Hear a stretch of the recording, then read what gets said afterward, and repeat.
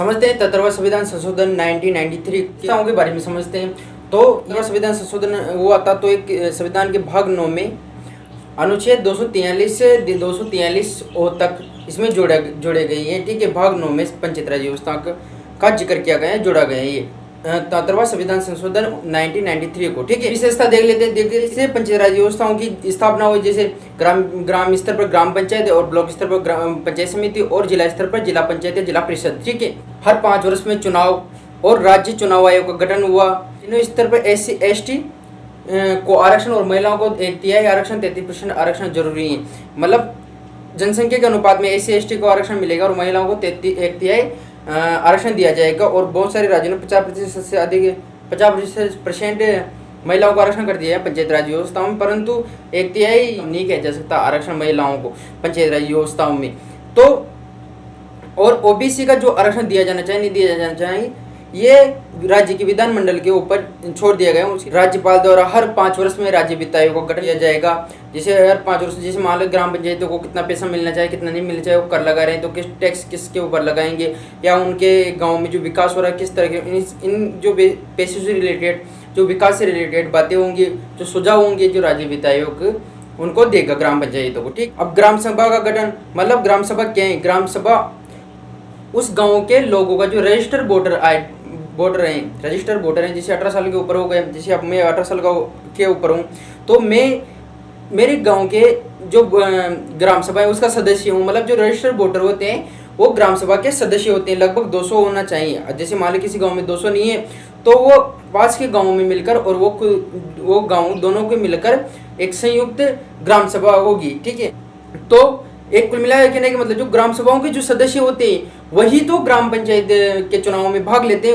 उनके द्वारा तो चुनाव होता है, जिनके उनके द्वारा वोट किए जाते हैं, जो ग्राम सभाओं के सदस्य होते हैं। ठीक है, ग्राम पंचायत की संरचना देख लेते हैं, किस प्रकार की संरचना होती है। तो ग्राम पंचायत स्तर पर सरपंच होता है, मतलब अध्यक्ष होता है, जिसको अपन अलग अलग एरिया पर अलग अलग तरीके से बोला जाता है। जैसे उनको मुखिया कहा जाता है, कई स्थानों पर कोई जगह सरपंच कहा जाता है, कई स्थानों पर ग्राम प्रमुख कहा जाता है। ठीक है, तो एक तो सरपंच होगा, एक होगा उपाध्यक्ष और पंच होंगे।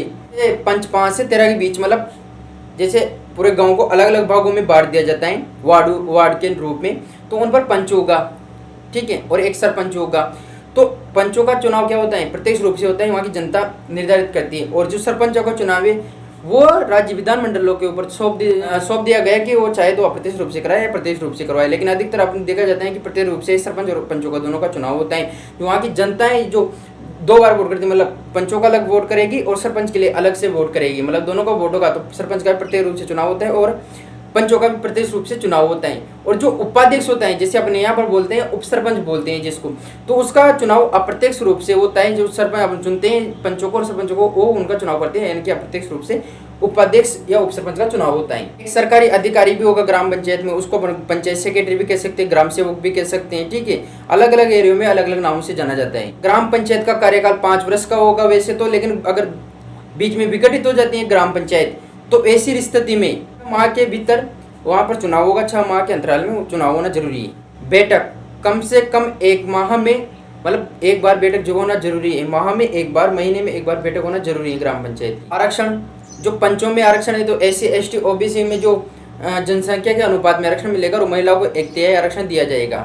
OBC को आरक्षण जो राज्य विधान मंडल है जो उसके निर्देशानुसार OBC को भी आरक्षण दिया जाएगा ग्राम पंचायत स्तरों पर। सरपंच को किस प्रकार से आरक्षण मिलेगा? देखिए, चक्रा अनुसार, मतलब जैसे इस बार SC को आरक्षण मिला इस किसी भी ग्राम पंचायत में, तो उस बार ST को मिल जाएगा, उसके बाद OBC, मतलब चक्रानुसार सरपंच को आरक्षण मिलता है। इनकी सीटें रिजर्व होती हैं। उसके बाद जैसे महिलाओं को 1/3 आरक्षण दिया जाएगा और जो पंच सरपंच होते हैं वहाँ की जनसंख्या के अनुपात में आरक्षण दिया जाएगा। जो पंचायत समिति होती है, ग्राम पंचायत समिति होती है, उसकी संरचना के बारे में समझते हैं। इनकी संरचना बहुत ही सिंपल है, मतलब लगभग सारी जगह वही संरचना यूज होगी। मतलब एक बार समझ लिया, किसी भी ग्राम पंचायत ग्राम पंचायत समिति या फिर जिला स्तर की जो पंचायत, इनमें से किसी भी की भी संरचना आपने समझ ली ना, तो बहुत ही मतलब सरल है। ज्यादा पंचायत समिति होती है, उनकी संरचना कैसी होती है? एक अध्यक्ष होगा, उपाध्यक्ष होगा, अध्यक्ष को अपन प्रधान भी बोलते हैं और प्रमुख भी बोलते हैं। और उसके बाद इनके जो कुछ सदस्य हैं उनका चुनाव जनता के द्वारा होगा।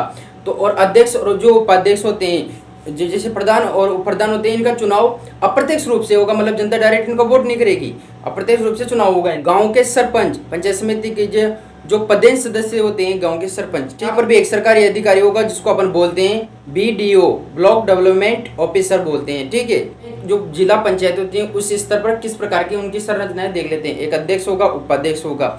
अध्यक्ष को जिला प्रमुख भी बोलते हैं। अलग अलग जगहों पर मतलब अलग अलग एक एरिया के हिसाब से अलग अलग नाम है उनके। ठीक है, क्षेत्र के हिसाब से। तो जिला प्रमुख और जिला उप प्रमुख, मतलब उप प्रमुख और जिला प्रमुख होते हैं, और जो अध्यक्ष और उपाध्यक्ष होते हैं मतलब उनका चुनाव अप्रत्यक्ष रूप से होता है जिला पंचायत लेवल पर, और जो कुछ सदस्य हैं उनके जनता के द्वारा चुने जाते हैं। ठीक, यहाँ पर भी एक सरकारी अधिकारी होता है, CEO होता है या DCO। ठीक है, अभी जितने तीनों स्तर पर एक एक सरकारी अधिकारी होगा, इनका परीक्षाओं के द्वारा चयन किया जाता है। ठीक है, और अब देख लेते हैं अपन कुछ जितनी भी मैंने बातें बताई ये सभी आर्टिकल में लिखे हुए हैं। ये सारे की संरचना आर्टिकल वाइज नहीं बताया, क्योंकि आर्टिकल 43 से लेकर आर्टिकल 43O तक है, इनके बारे में डिटेल किया गया है, वो इतना ज़्यादा इंपोर्टेंस नहीं रखता। फिर भी मैं आपको कुछ पॉइंट भी बता देता हूँ। आर्टिकल 43 में ग्राम सभाओं के बारे में परिभाषित किया गया है कि ग्राम सभा होगी अरे, और मतलब 1 वर्ष में 2 बैठक उसकी ग्राम सभा की आवश्यक है। आर्टिकल 43A में कहा गया है कि इनका कार्यकाल 5 वर्ष का होगा। आर्टिकल 43F में कहा गया है कि इनकी योग्यता मतलब आयु, न्यूनतम आयु कितनी होनी चाहिए, 21 वर्ष होनी चाहिए। जबकि अपने लोकसभा के सदस्यों की आयु कितनी देखी थी, वो होनी चाहिए थी 25 वर्ष, और राज्यसभा के सदस्यों की 30 वर्ष होनी चाहिए। तो यहाँ पर कंफ्यूज नहीं होना, जबकि अपने पंचायती व्यवस्था में 21 वर्ष न्यूनतम आयु होनी चाहिए। आर्टिकल 43H में कहा गया है कि जो पंचायतें हैं उनको टैक्स लगाने का अधिकार है। आर्टिकल 43K के अनुसार राज्य चुनाव आयोग का गठन किया गया है। आर्टिकल 43L में कहा गया है कि जो संघ शासित प्रदेश है उस पर लागू हो या न हो। आर्टिकल 43M में कहा गया है कि कुछ क्षेत्रों में लागू होगा या नहीं होगा, इसके बारे में आर्टिकल 43M में कहा गया है कि जो चुनावी मामले उन पर न्यायपालिका की रोक होगी। जो आरक्षण वगैरह दिए जाते हैं पंचायती व्यवस्थाओं पर, उस पर न्यायपालिका की रोक होगी। ठीक है, आई होप आपको जो पंचायत से संबंधित सारे डाउट क्लियर हुए होंगे, पंचायत राज व्यवस्था के बारे में डिटेल से समझ में आया होगा। अब नेक्स्ट वीडियो में अपन जो नगर पालिकाएं होती है, सारी जो पंचायती स्तर पर, शहरी स्तर पर जो पंचायतें होती हैं उनके बारे में डिटेल से समझेंगे। मिलते हैं नेक्स्ट वीडियो में, तब तक के लिए जय हिंद, वंदे मातरम।